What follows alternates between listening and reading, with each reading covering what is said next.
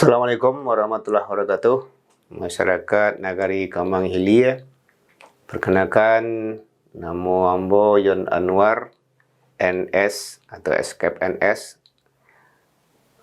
Ambo calon wali nagari nomor urut 2. Alamat yang tinggal kini di Pincuran, Kota Tangah. Ambo adalah putra asli Bancah. Umur 57 tahun. Dan kinilah pensiun dari ASN lah selama 3 tahun ni kau. Oke, Bapak Yon Anwar sebagai calon wali nagari nomor urut 2. Apa motivasi Bapak sehingga ikut dalam kontestasi pemilihan wali nagari Kamang Hilia tahun 2023? Sebenarnya terpicu pertama sekali karena masyarakat memang mencalonkan saya menjadi calon wali nagari.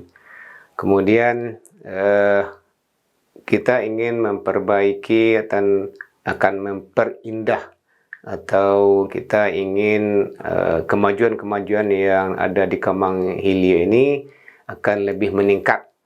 Itulah motivasi kita. Dan seandainya ini amanah dari masyarakat dan izin Allah SWT, kalau beban sudah diletakkan di atas kepala, insya Allah kita akan angkat.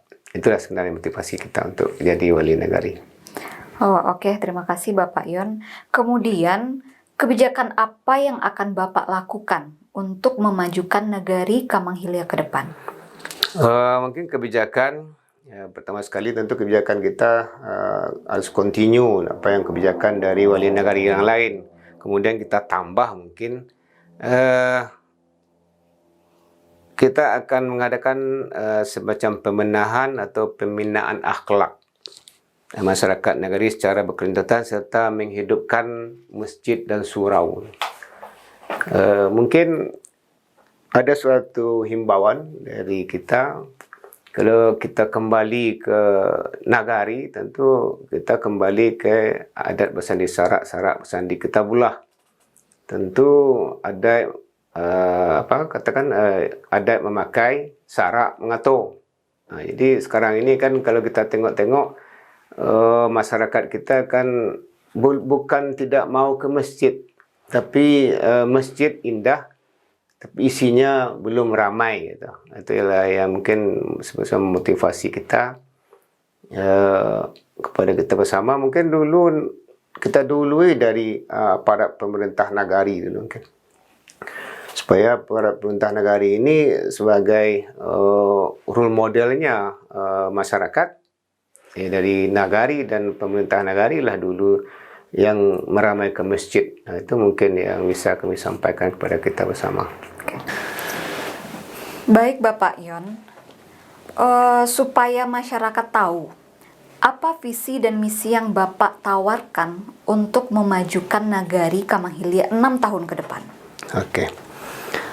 Adapun visi yang telah kami masukkan kepada panitia, bahwasanya persoalan yang ada di tengah masyarakat harus diselesaikan melalui kerja profesional dan terarah disertai dengan hati dan akhlak yang ikhlas. Hati yang bergetar dan sedih menyaksikan terkesannya air mata kaum lemah yang tumpah lantaran hak mereka kurang terlayani secara maksimal. Sedangkan visi kami ini adalah terwujudnya nagari Kamang Hilia yang berorientasi pada kemajuan beragama, berakhlak, beradat, berbudaya, dan berdaya saing serta didukung pemerintah yang profesional, berintegritas, dan inovatif. Adapun untuk mengaplikasikan, kita akan melakukan berbagai upaya melalui program-program unggulan yang berorientasi pada peningkatan kesejahteraan masyarakat nagari Kamang Hilia pada masa yang akan datang. Adapun 6 visi untuk mencapai daripada misi yang di atas. Yang pertama sekali, pembenahan dan pembinaan akhlak masyarakat nagari secara berkelanjutan serta menghidupkan fungsi masjid dan surau. Jadi kita berharap di nagari atau di jorong-jorong itu masjid dan suraunya ramai dan ada pengajian-pengajian minimal 1 kali dalam 1 bulan. Yang kedua, mewujudkan pemerintah yang kuat, profesional dan transparan. Karena transparan ini penting supaya masyarakat tahu gitu, apa-apa kejadian baik moral, tapi sekali dalam finansial. Jangan orang bertanya uangnya dapat segitu kemana dibelanjakan. Kita harus nanti transparan dengan keuangan negara. Yang ketiga, meningkatkan kualitas kehidupan beragama, beradat, berbudaya serta berbangsa dan bernegara. Keempat, meningkatkan kualitas sumber daya manusia dan meningkatkan kapasitas masyarakat melalui pembinaan dan pemberdayaan.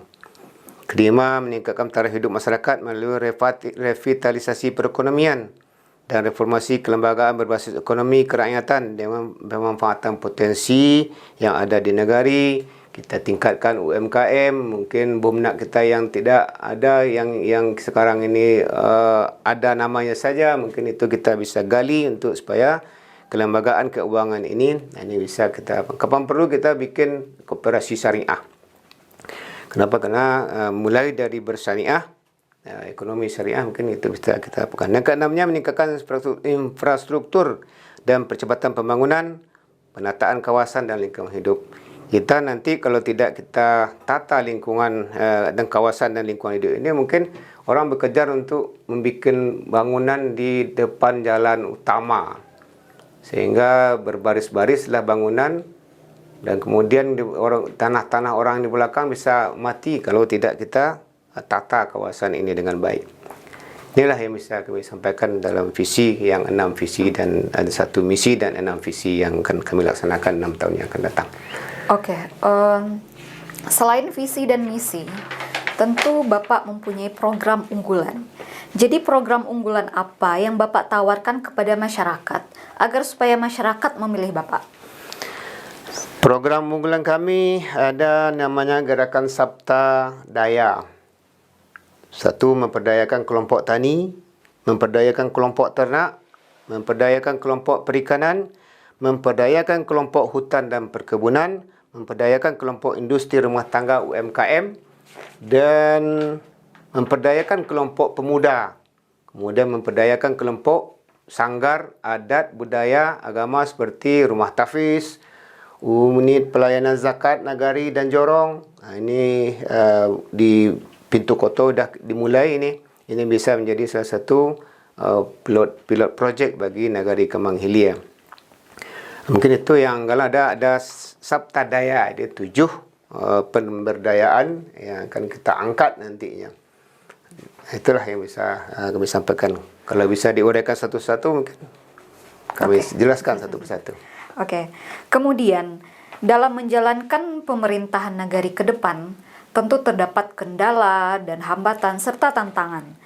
Kemudian strategi apa yang akan Bapak lakukan untuk menjawab hal tersebut? Sebenarnya tantangan itu pasti ada. Setiap namanya hidup pasti ada tantangan. Sekarang ini kan kita lembaga-lembaga yang ada di Nagari Kemang ini kan tidak diberdayakan. Kerabatan adat tidak terbentuk, majelis ulama tidak terbentuk.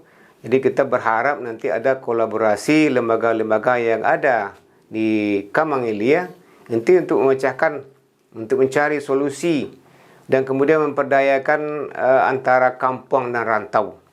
Ini perlu sekali ini memperdayakan antara kampung dan rantau. Ya, betul. Mungkin itu yang bisa saya sampaikan. Selanjutnya, pemerintah nagari terdiri dari wali nagari, kemudian BAMUS, serta lembaga-lembaga nagari lainnya. Bagaimana langkah Bapak untuk bisa bersinergi dengan unsur-unsur yang ada di nagari tersebut? Sebenarnya itu satu kolaborasi ya.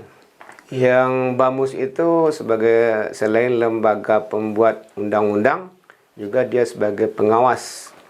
Dan wali nagari menjalankan atau mengeksekusikan aturan-aturan yang ada.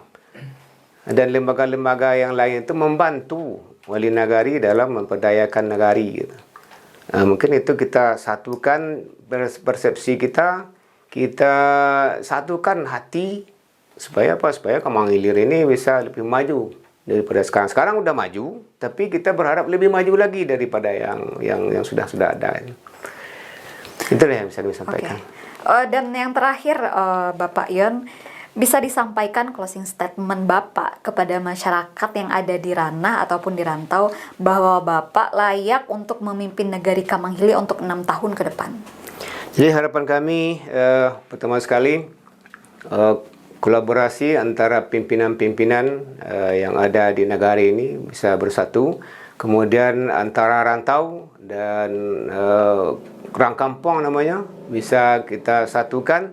Kemudian harapan kami yang sebenarnya adalah indak ado lai tangih nan indak bak bujua, indak ado lai imbau nan indak tasawi, sakit nan indak taubei, anak kamanakan nan indak sekolah, jangan sampai tarembau teimpok janjang, jangan sampai sabak menjadi tangih. Itulah yang mungkin yang kita harapkan untuk pembangunan negari Kamanghili ini.